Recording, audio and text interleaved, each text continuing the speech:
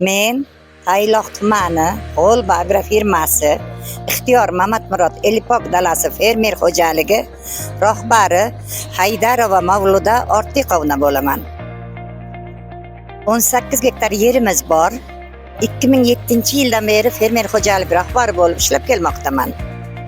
Bizda asosiy fermer xo'jaligimizni meva sabzavotga ixtisoslashgan pillachilik, g'allachilik sohasida ishlaymiz.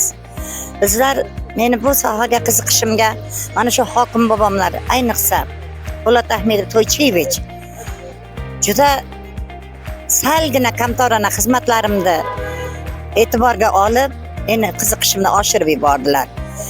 Keyin men asta-asta yaxshi ishlashga harakat qildim. Planlarni tez bajarishga, pillarni 4 korobka emas, 6 korobka, 8 korobkalar pilla boqdik.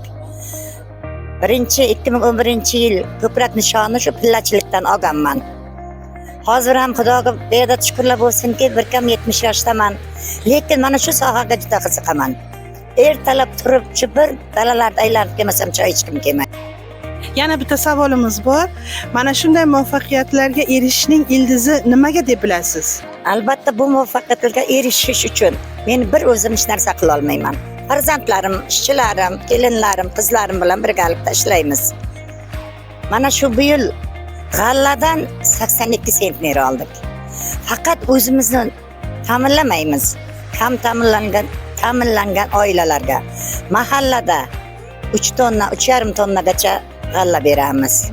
Yer beramiz. Kartoshka urug'chilikda o'g'lim ishlaydi. Kartoshka urug'lari beramiz. Allohga beadad shukrlar bo'lsin. Shuni evazigami ishlarimiz yaxshi. Bu muvaffaqiyatlarga erishishga asosiy sabab ildizi mana shu kitob o'qish, o'z mehnatiga qiziqish, o'z kasbiga qiziqish.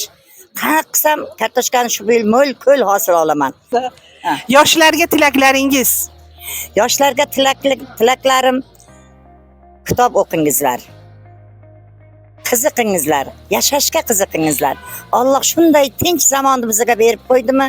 Biz o'z zamonimizdan, mana shu tinchligimizdan foydalanishimiz kerak. Prezidentimizga ham katta rahmat. Umrlari uzoq bo'lsin. Yoshlarga shunchalik imkoniyatlar yaratyapti. Bironta mamlakatda bunaqa imkoniyatlar yo'q. Siz azizlarim, yoshlar, faqat kitob o'qingizlar, yana ham kitob o'qingizlar. Kasblaringizga qiziqingizlar. Yaxshi yashaysizlar.